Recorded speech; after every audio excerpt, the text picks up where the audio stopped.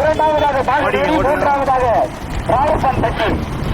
கடுமையான சூழ்நிலை முதலாவதாக காரி டாடா வச்சு கவனமான உங்களுக்கு வரும் பக்கம் காரி டாடா வச்சு கவனமா காரணம் கூட போட்டு அப்படியே போடுங்க.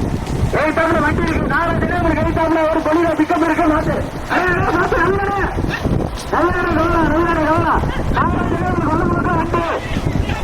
பின்னாடி ஒரு டூ ரெண்டு பேர் 6 மணிக்கு இருக்கு, 4 பின்னாடி ஒரு டூ நின்றுங்க.